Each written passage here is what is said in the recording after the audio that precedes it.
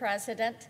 Ahead of our votes today, I want to echo the concerns that have already been voiced by many of my colleagues in this chamber regarding the nomination of Alejandro Mayorkas to be the Secretary of the Department of Homeland Security. At this point, we're all very familiar with his long legacy of service on behalf of the people of the United States, so I'll just highlight one example of value that he'll bring to the table should the Senate vote to confirm him. When he served as USCIS Director during the Obama administration, the Inspector General was forced to investigate, quote, an extraordinary, end quote, number of internal allegations that Mayorkas was granting special access and special favors to wealthy EB-5 investor visa applicants linked to influential Democrats.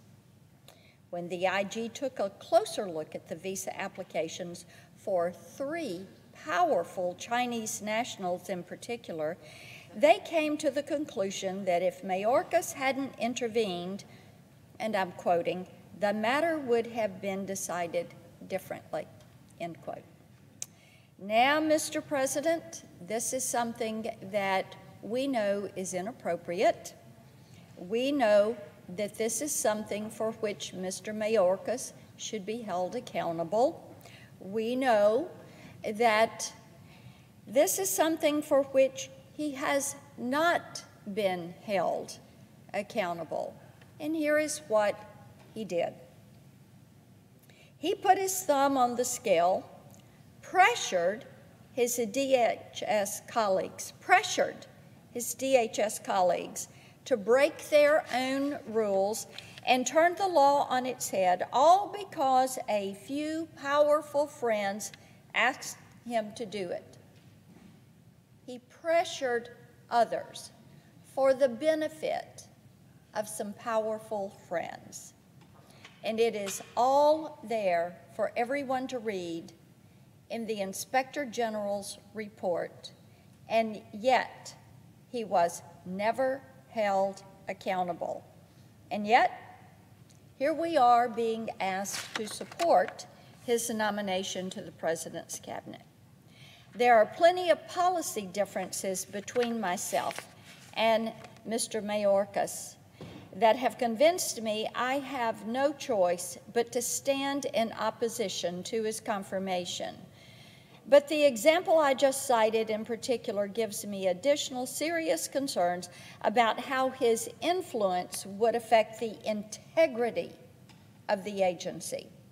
Just last week, I joined several of my colleagues in a letter to the senior senator from Illinois asking him to exercise his judgment as the incoming chairman of the Senate Judiciary Committee and allow for a second hearing so we could examine Mr. Mayorkas' record thoroughly. Because while I believe that the president has every right to assemble his cabinet, I also believe that the American people have every right to understand exactly who is being put in charge of enforcing our nation's immigration laws and keeping our borders secure, enforcing counterterrorism measures, and keeping an eye on the country's cybersecurity. And the current nominee, never held accountable for showing favor to some friends in high places. That's not the way this is supposed to be.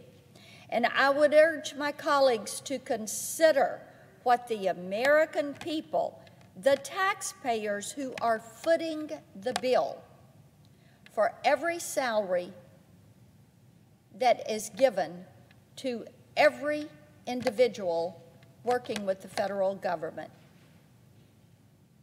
What is the standard? What do they expect from their leaders? Thereby, I oppose the nomination, and I yield my time and notice the absence of a quorum. Clerk will call the roll.